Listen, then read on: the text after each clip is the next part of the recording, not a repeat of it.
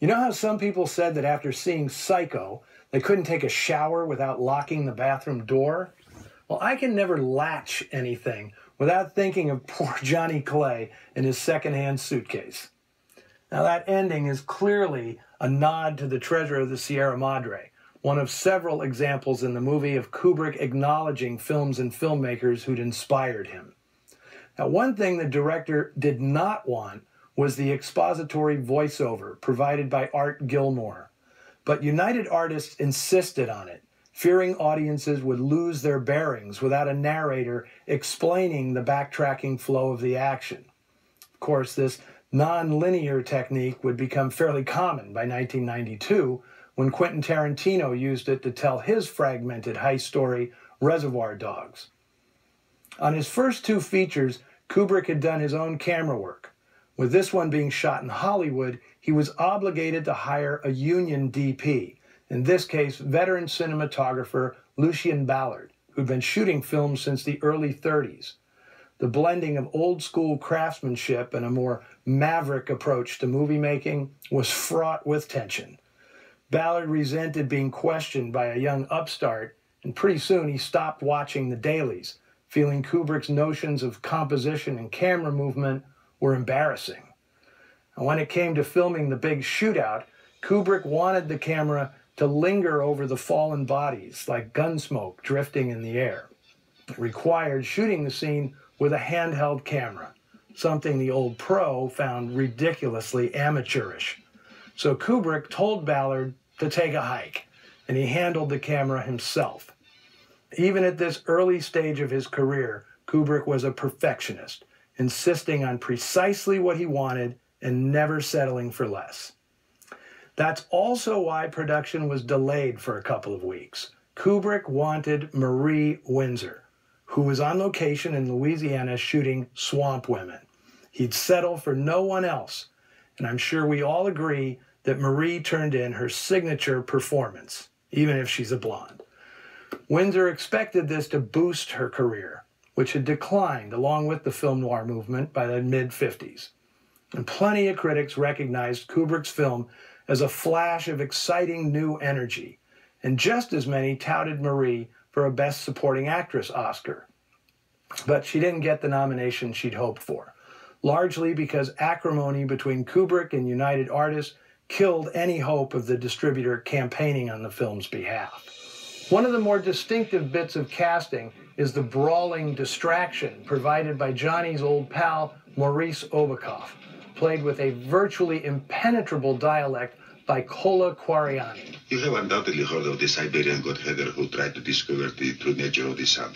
He stared up at the heavenly body until it made him blind. It's no coincidence that his introductory scene is set in a chess club, since that's where Kubrick met Kwariani back when the future director haunted such clubs in his native New York. I've always thought somebody should have made a noir wrestling saga starring Kola Kwariani and Stanislav Zabisco, who played Gregorius the Great in Night in the City. The only problem is that the entire film would have to be subtitled.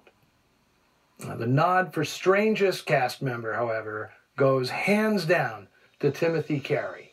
Tales of Carey's oddball behavior are legend. Well, who you betting on, mister? Anything look good to you? Red Lightning, huh? Red Lightning in the 7th. On the set of East of Eden, he refused Elia Kazan's instructions to enunciate his lines because, according to the actor, that's how pimps talk. Kazan ended up stabbing Carey with a ballpoint pen. The actor had a notorious reputation for improvising within scenes without telling the other actors beforehand.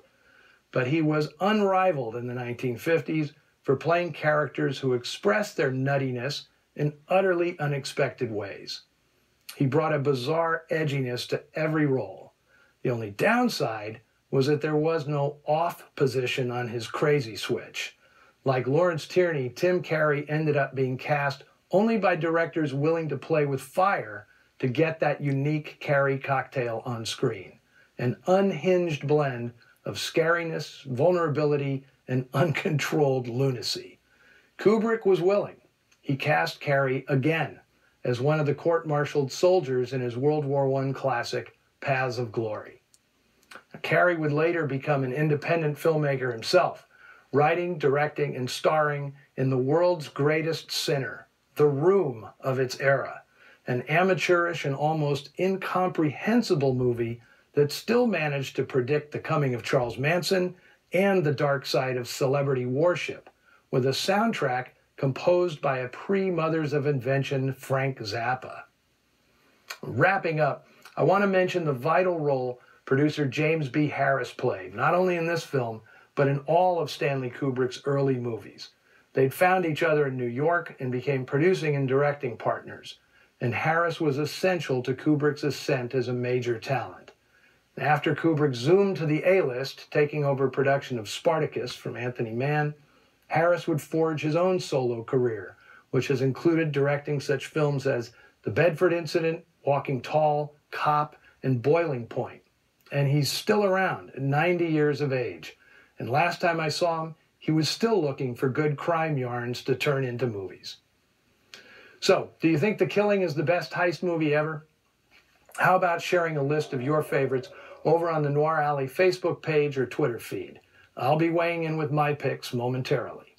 And next week, I'll be back with an arty picture from 1946, Crack Up, in which Pat O'Brien loses his marbles in a train wreck, only to have everybody tell him it never happened.